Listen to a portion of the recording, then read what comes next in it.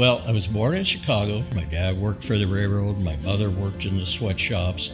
And my brother and I, we learned very early on that if we wanted anything, we had to work for it. Nothing was ever given to us. So I started working when I was 11 years old, washing floors, washing windows, washing the car of the pharmacist where the drugstore I worked at.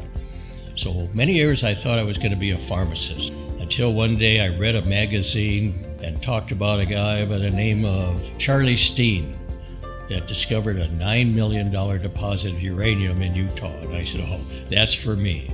I ended up buying a Jeep, a Geiger counter, a .38 revolver, a case of dynamite, 3 months worth of food, and headed west.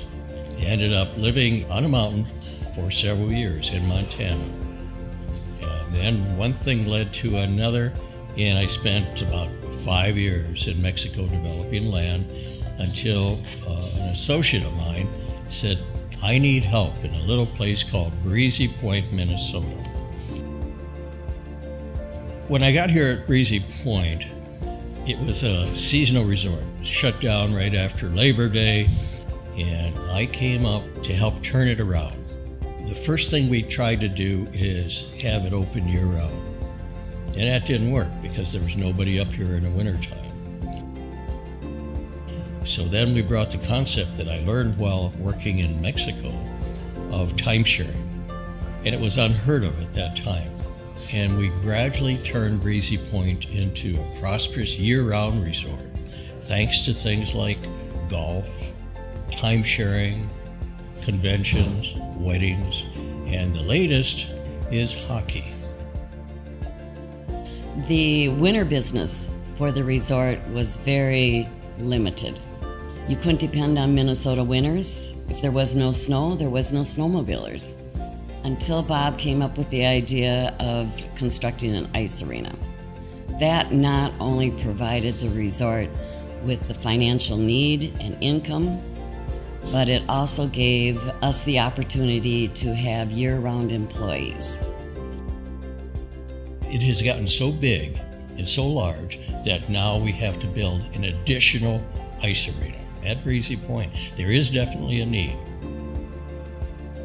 Bob is he's humble. You see him picking up garbage on the streets every morning, cans here and there. He stops and talks to all of his employees and greets you. He knows their names.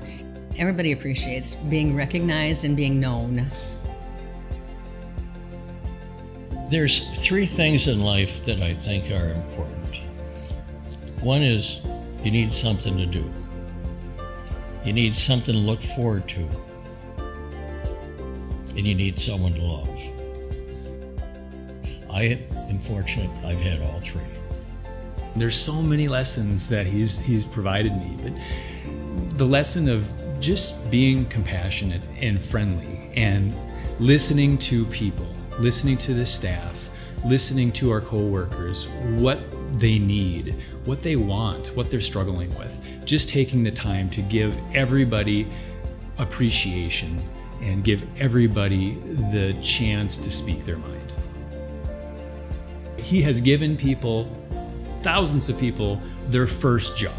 He has given tens of thousands of people a career or a job to help support their family. He has given hundreds of thousands of people an affordable place to have a Minnesota vacation.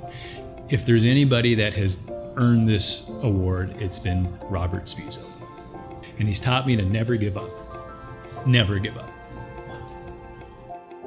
He has really met a lot of challenges. He does not believe the words, "It cannot be done." It's not impossible. It can be done.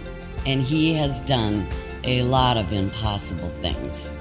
And myself and the employees are very grateful. The resort just celebrated our 100-year anniversary. And no, I wasn't there at the beginning, even though some people may think I was. But we're motivated to continue building. And we see a great future here at Breezy. We've got a momentum going now. So I see nothing but success for the entire community. We're also very grateful to be selected for this Legacy Award. And I think not only for myself, but our entire team. It's been a team effort, and without them, we wouldn't have been able to succeed.